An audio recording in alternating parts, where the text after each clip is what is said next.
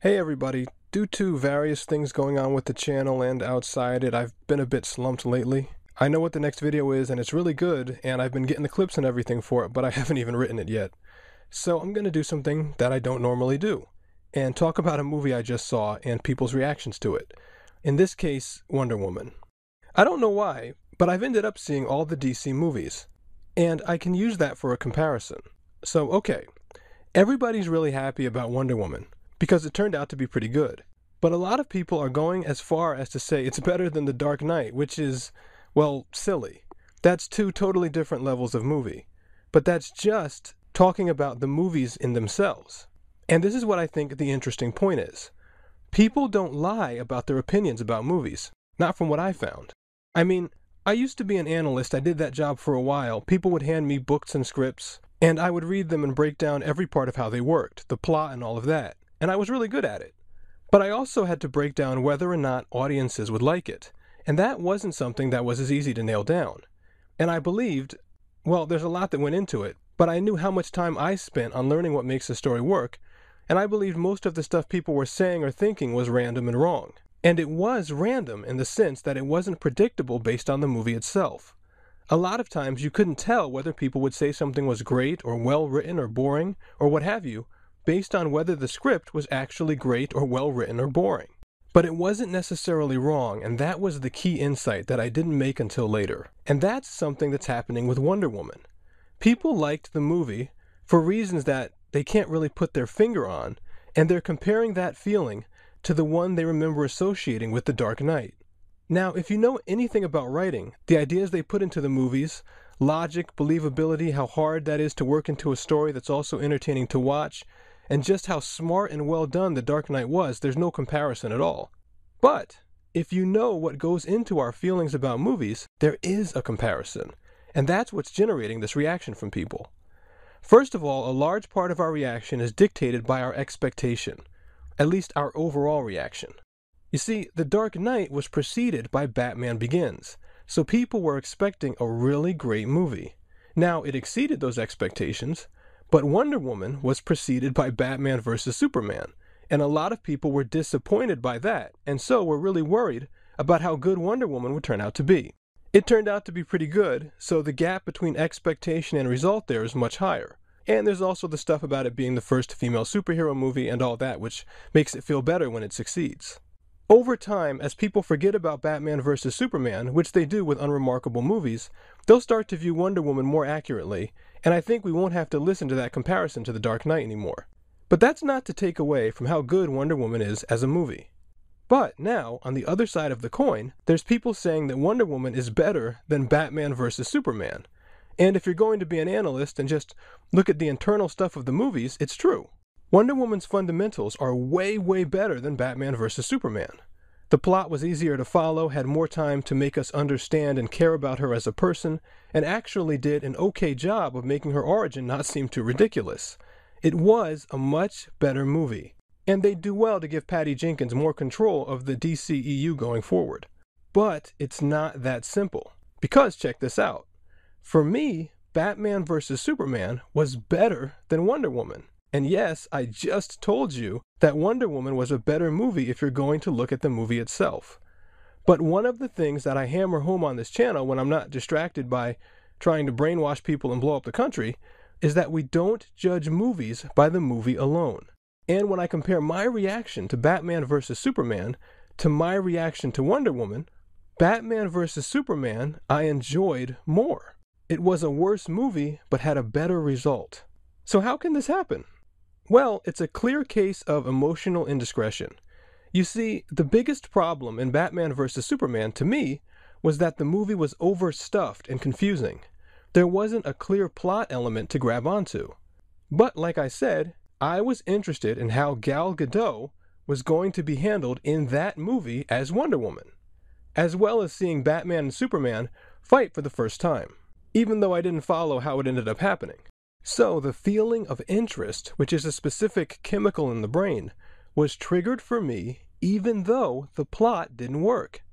And seeing all the characters on screen together, Batman, Superman, Wonder Woman, and so on, was a real sense of my world getting better as a film fan, which is a powerful emotion. It's the reason we always talk about people changing the game and things like that. We really mean improving the game, since we have a strong emotion associated with that. But, of course, most people didn't agree with me. And this isn't a matter of knowledge. It's not that I understand movies more than they do, so I'm right and they're wrong, or that they know more than I do, and they're right and I'm wrong. I think that what really happened is that I went into the movie differently than most other people, because I personally don't like having anything about movies spoiled for me before I see them. I purposefully don't spend lots of time reading movie previews and looking at photos and trailers and teasers and all that. So I go into the movie fairly fresh. But I think everyone else who went into the movie, who was a huge fan, had already seen Gal Gadot as Wonder Woman, and already seen Man of Steel, which I didn't watch, and seen the previews of the Batmobile and all of that. So they'd already had their curiosity satisfied about how those characters would be handled and how they'd look together. So the feeling of interest wasn't flowing for them, and they needed it from the movie's plot, and instead got confused and were left out in the cold. On top of that, I really liked the casting of Gal Gadot, but I didn't have any attachment to Wonder Woman beforehand.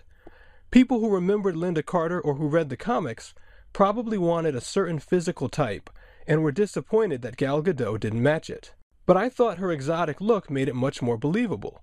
So you see, there were multiple things happening here that gave me a very different experience than most other people, and caused me to like Batman vs. Superman more. Now, let's take that over to the Wonder Woman movie itself. I was super hyped for this movie. Like I said, I liked Gal Gadot. I loved the theme music they used. The scene in the trailer where she's fighting the soldiers and they break the gun over her back, God, that was awesome.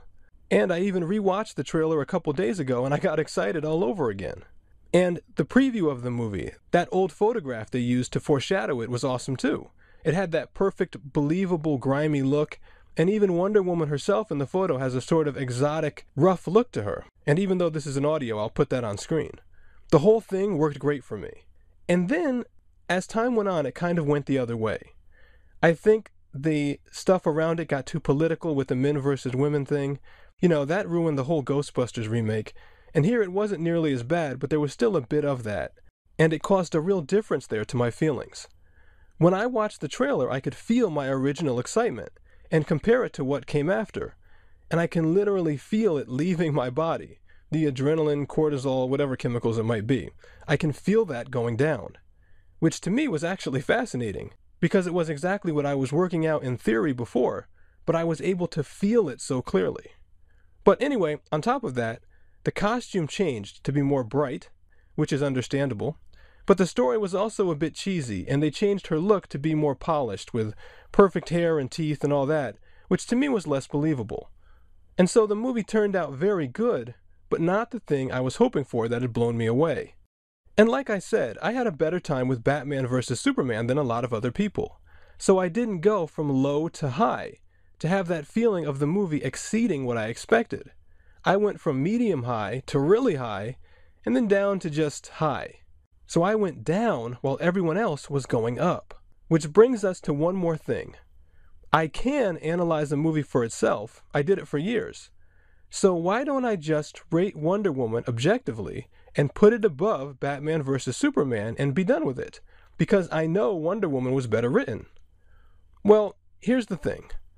Working that way is kind of like judging food by a checklist. You know, does the hamburger have all the ingredients? Is the patty the right shade of brown? How soft is the bun and all that? But all that really does is estimate how the thing is supposed to taste. If you have all those things, and the burger tastes bad for some other reason, your rating is wrong, because you'll end up recommending something to someone that tastes terrible, or trying to eat things yourself that won't be what you want. The only way to get a real accurate measure of the thing is to eat it, and rate that. Then if it works, great, you can use what you know to detail what it got right. And if it doesn't work, you can look for things that you know make it not work, and probably be able to fix it. But that's really the only way you can do it. Likewise with movies. If I'm not watching the movie and rating my actual reaction, I'm only guessing. I'm only trying to estimate how well those elements should work. And I'm doing it without actual evidence or my real feelings as my guide, which means I'm essentially feeling around blind. And when you do that, you can end up misleading yourself or giving bad recommendations or bad advice or whatever. So you have to first go by what's true. You have to rate movies based on your real overall feeling, regardless of how much of it comes from inside or outside the movie.